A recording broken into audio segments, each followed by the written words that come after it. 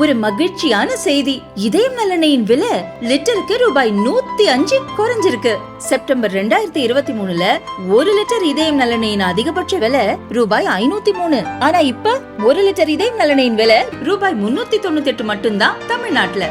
அப்ப இனிமே எல்லாரும் இதயம் நல்லெண்ணெய் வாங்கலாம் இல்ல? எங்களுடைய சென்னை சிட்டிசன்ஸ் ஃபோரம் நடத்துகின்ற இந்த பட்ஜெட் 2025 நிகழ்ச்சிக்கு வருகை தந்திருக்கின்ற மரியாதைக்குரிய மாண்புமிகு மத்திய நிதியமைச்சர் திருமதி நிர்மலா சீதாராமன் அவர்களே, எங்களுடைய சங்கத்தினுடைய செயலாளர் டாக்டர் காயத்ரி சுரேஷ் அவர்களே, எங்களுடைய அழைப்பை ஏற்று இங்கே வருகை தந்திருக்கின்ற இந்த நகரத்தினுடைய முக்கிய பிரமுகர்கள் அனைவருக்கும் என்னுடைய வணக்கத்தை தெரிவித்துக் கொள்கின்றேன். அதே போல பாரதிய ஜனதா கட்சியினுடைய முக்கிய தலைவர்கள், குறிப்பாக மகளிர் அணியினுடைய தேசிய தலைவர், சட்டமன்ற உறுப்பினர் அன்பு சகோதரி வானதி ஸ்ரீனிவாசன் அவர்களுக்கும், மாநிலத்தினுடைய நிர்வாகிகள் வருகை தந்திருக்கிறார்கள். பெருங்கோட்ட பொறுப்பாளர் வினோஜ் அவர்கள்,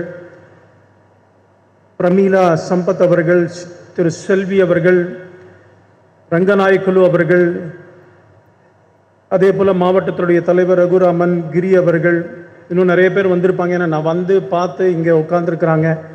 இன்னும் மாநிலத்துடைய நிர்வாகிகள், பாரதிய ஜனதா கட்சியிலிருந்து வந்திருக்கிற யார் வந்திருக்கிறாங்களோ அவங்க அனைவருக்கும் கூட என்னுடைய வணக்கங்களை தெரிவித்துக் கொள்கின்றேன். நாங்கள் சென்னை சிட்டிசன்ஸ் ஃபோரம்னு ஆரம்பிப்பதற்கு மிக முக்கியமான காரணம், இந்த ஜல்லிக்கட்டெல்லாம் வரும் பொழுது தமிழ்நாட்டில்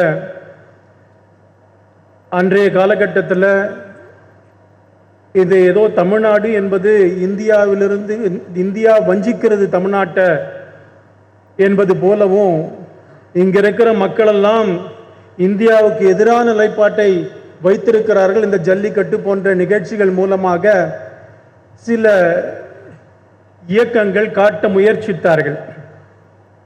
எத்தனையோ பேர் தேசியத்தின் மீது நம்பிக்கை வைத்திருக்கிற எத்தனையோ பேருக்கு மிகப்பெரிய புழுக்கத்தை ஏற்படுத்தியது. தமிழ்நாடு கார்கில் யுத்தம் நடைபெறும் பொழுது அதிகமாக யுத்த நிதியை வழங்கிய மாநிலம் தமிழ்நாடு. நாட்டில் ஒரு பிரச்சனை அப்படின்னு சொன்னால் அதற்கு முன்னணியில் இருப்பது தமிழகம். தமிழகம் என்றைக்குமே தேசியத்தின் பக்கம்தான் இருக்கும் என்பது நாட்டு மக்களுக்கு பல நேரங்களில் உணர்த்தி இருக்கிறோம். ஆனால் அந்த 2017 அந்த காலகட்டங்களில் நடைபெற்ற நிகழ்ச்சிகள் உண்மையிலேயே தேசியத்தின் மீது, தேசத்தின் மீது நம்பிக்கை வைத்திருப்பவர்களுக்கு மிகப்பெரிய பாதிப்பை ஏற்படுத்தியது.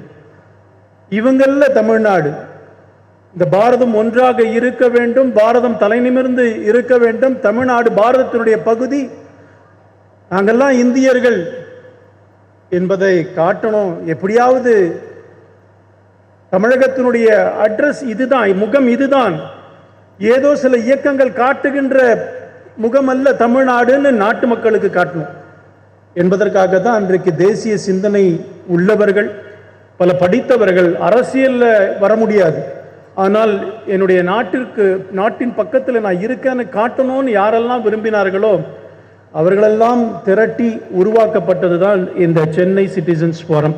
எங்களுடைய நோக்கம் தேசியம் மாத்திரம்தான் ஃபர்ஸ்ட், இங்கே அடிப்படை இந்தியா, பாரதம், இதுதான் முதலுடைய அடிப்படையாக நம்ம இந்த சென்னை சிட்டிசன்ஸ் ஃபோரத்தை ஆரம்பித்தோம். அப்போ நான் ஆரம்பிக்கும் பொழுது மரியாதைக்குரிய மாண்புமிகு அமைச்சர் அவர்கள்ட்ட சொன்னேன், இந்த மாதிரி பண்ணுறோன்னு சொல்லிட்டு. அவங்களுக்கு முதல்ல இருந்தே எங்களுக்கு இந்த சென்னை சிட்டிசன்ஸ் ஃபோரத்திற்கு ஆதரவு தெரிவித்தது மாத்திரமல்ல, எப்பெல்லாம் கூப்பிட்டமோ அப்பெல்லாம் வந்திருக்கிறாங்க. இப்போ சொன்னாங்க, இத்தனை நிகழ்ச்சிகள் சொன்னாங்க. பட்ஜெட் இது 2வது முறையாக பட்ஜெட் நிகழ்ச்சிக்கு வராங்க. இந்தியா முழுக்க எந்தெந்த மாநிலத்தில் எந்தெந்த இயக்கங்கள் யார் கூப்பிட்டு எங்கே போகிறாங்க எனக்கு இல்லை. ஆனால் நாங்கள் அழைத்து பட்ஜெட் ஆரம்பிக்கிறதுக்கு முன்னாடி அவங்கள சந்தித்தேன் ஜனவரியில். எங்களுக்கு நீங்கள் கட்டாயம் வரணும் அப்படின்னு உடனே கொடுத்தாங்க தேதி. இதற்கு முன்பாக 2 பட்ஜெட்டுக்கு முன்னாடி அப்பவும் பட்ஜெட்டுக்காக நீங்கள் பேசணும்னு சொன்ன உடனே வந்தாங்க. பட்ஜெட்ஸ் மாத்திரம் இல்லை, சிஏஏ பிரச்சனை, அதற்கு தமிழ்நாட்டில் ஒரு சாரார் எதிர்ப்பு தெரிவித்தார்கள். அந்த சிஏஏனா என்ன, மக்களுக்கு தெளிவுபடுத்த வேண்டும் என்பதற்காக நாங்கள் ஒரு கூட்டத்தை கூட்டுறோம். நீ கூட்டு, நான் வரேன். வந்தாங்க. இந்த மாதிரி சென்னை சிட்டிசன்ஸ் பொறுத்திற்கு தன்னுடைய ஆதரவையும் ஆசீர்வாதத்தையும் மாண்புமிகு மத்திய அமைச்சர்கள் எப்பொழுதுமே வழங்கி வந்திருக்கிறார்கள். உண்மையிலே நாங்கள்லாம் அதுக்கு நன்றி கடன் பட்டிருக்கிறோம். இன்றைக்கும் கூட ஹிஸ்டாரிக் பட்ஜெட்னு எதிர்கட்சியை சார்ந்த தலைவர்கள் எல்லாம் சொன்னாங்க. மேடம் அங்கே பட்ஜெட் ஸ்பீச் எல்லாம் போயிட்டு இருக்கிறாங்க. எனக்கு வாட்ஸ்அப்பில் மெசேஜ் அனுப்புகிறாங்க. இங்கே இருக்கிற இந்த இண்டஸ்ட்ரியல் அசோசியேஷன்ஸ்லாம் இருக்காங்க. இதோ நம்மளே பட்ஜெட் சமர்ப்பித்த மாதிரி நமக்கு வாழ்த்தெல்லாம் வந்தது. நான் எல்லாத்தையும் அவங்களுக்கு அப்படியே உடனே ஃபார்வர்ட் பண்ணேன். இன்னைக்கு யாருமே எதிர்பார்க்கல 12 லட்சம் ரூபாய் அங்கே எக்ஸம்ஷன், டாக்ஸ் எக்ஸம்ஷன்.